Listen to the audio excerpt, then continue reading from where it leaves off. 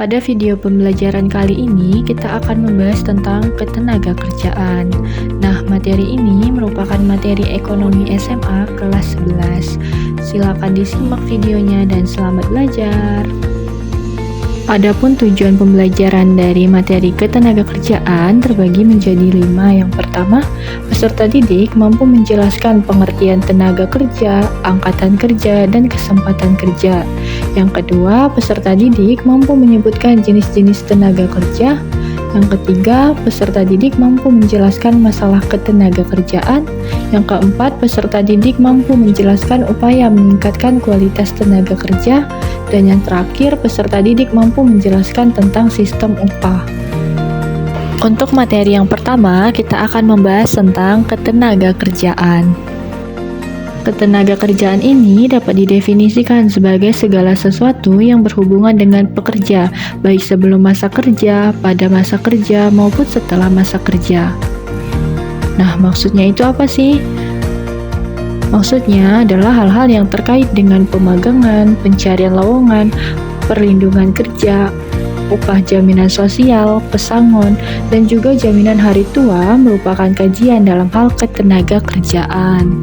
Jadi, dapat disimpulkan ketenagakerjaan ini bukan hanya mencakup pekerja saja, tetapi bagaimana proses seorang pekerja tersebut dari sebelum bekerja sampai setelah bekerja.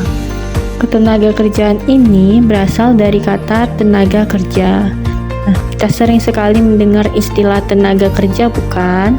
Tapi sebenarnya tenaga kerja itu apa sih? Apakah hanya orang yang bekerja saja yang bisa disebut sebagai tenaga kerja?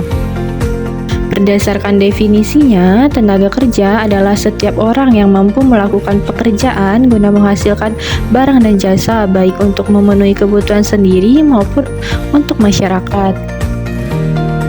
Selanjutnya, angkatan kerja. Angkatan kerja merupakan golongan penduduk laki-laki maupun perempuan usia produktif atau usia kerja yang sedang bekerja atau sedang mencari kerja. Artinya, yang menganggur juga bisa disebut sebagai angkatan kerja, baik sedang memiliki pekerjaan sementara ataupun yang tidak bekerja sama sekali tetapi aktif mencari pekerjaan. Untuk angkatan kerja terdapat pengecualian, yaitu untuk anak sekolah dan ibu rumah tangga yang menerima pendapatan. Selanjutnya, kesempatan kerja. Kesempatan kerja merupakan jumlah lapangan kerja yang tersedia bagi masyarakat, baik yang telah diisi maupun yang jumlahnya masih kosong.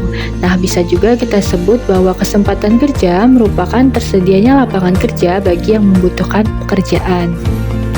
Semakin banyak lapangan kerja yang tersedia di suatu negara, maka semakin besar pula kesempatan kerja bagi penduduk usia produktif atau bagi angkatan kerja, sehingga semakin kecil tingkat pengangguran. Nah, sebaliknya, apabila sedikit lapangan pekerjaan, maka angkatan kerja akan memiliki kesempatan kerja yang sedikit pula dan menyebabkan pengangguran semakin tinggi. Setiap angkatan kerja ini saling bersaing dengan menempati suatu lowongan pekerjaan. Jenis-jenis tenaga kerja. Jenis-jenis tenaga kerja terbagi menjadi 2. Yang pertama, berdasarkan sifatnya dan berdasarkan kualitasnya. Menurut sifatnya, tenaga kerja ini dibagi menjadi tenaga kerja jasmania dan tenaga kerja rohania.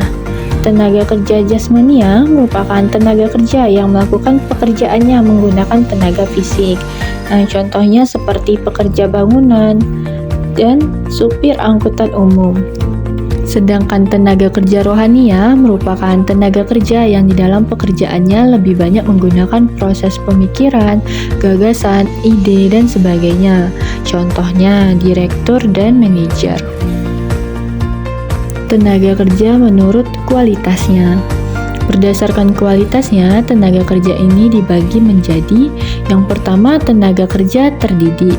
Tenaga kerja terdidik artinya tenaga kerja yang menempuh suatu pendidikan baik formal maupun non-formal, atau bisa dibilang tenaga kerja ini mempunyai pendidikan yang tinggi sehingga ahli di bidangnya.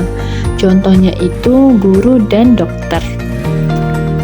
tenaga kerja terlatih ini biasanya dilatih, bukan dididik, atau bisa dibilang tenaga kerja ini memiliki keahlian dalam bidang tertentu karena pengalaman kerjanya. Contohnya montir dan sopir. Yang ketiga, tenaga kerja tidak terdidik dan tidak terlatih. Tenaga kerja yang tidak terdidik dan tidak terlatih artinya tidak perlu latihan dan tidak perlu pendidikan untuk melakukan pekerjaan tersebut. Contohnya seperti tukang ojek, tukang parkir, dan lain-lain. Masalah ketenagakerjaan. Masalah ketenagakerjaan dibagi menjadi 5. Yang pertama, tingkat pengangguran yang tinggi.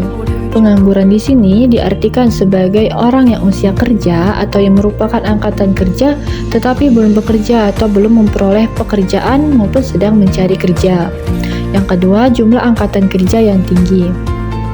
Nah, saat ini kita berada di masa bonus demografi, di mana jumlah angkatan kerja itu sangat banyak atau penduduk usia kerja lebih banyak daripada penduduk usia tua. Sehingga dengan angkatan kerja yang tinggi ini dihadapkan dengan kesempatan kerja yang rendah sehingga menimbulkan terjadinya masalah ketenagakerjaan. Yang ketiga, tingkat pendidikan dan keterampilan yang rendah. Rendahnya tingkat pendidikan ini akan membatasi macam-macam pekerjaan yang dapat dilakukan. Yang keempat, penyebaran angkatan kerja yang tidak merata. Rata-rata angkatan kerja itu berada di Pulau Jawa. Nah, hal ini tidak bisa dipungkiri ya, karena 60% orang bersaing di Pulau Jawa untuk memperoleh pekerjaan. Oleh karena itu, penyebaran angkatan kerja juga menjadi masalah dalam hal ketenagakerjaan. Yang kelima atau yang terakhir, perlindungan kesejahteraan tenaga kerja yang belum maksimal. Nah, hal ini dapat dilihat dari standar upah yang belum memenuhi kebutuhan masyarakat, kondisi tempat kerja yang buruk, serta ketidakadilan dalam dunia kerja. Materi yang terakhir ada sistem upah.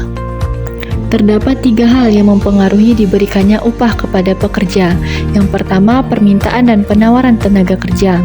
Ketika penawaran sedikit dan permintaan akan tenaga kerja banyak, maka upah akan naik. Nah, begitu juga sebaliknya. Yang kedua, kesepakatan. Jadi, tergantung pada kesepakatan si pemberi pekerja dan penerima kerja. Yang terakhir ada upah minimum. Di sini, upah minimum ini terbagi menjadi 3. Yang pertama, upah minimum provinsi, upah minimum regional atau UMR, dan UMK atau upah minimum kabupaten.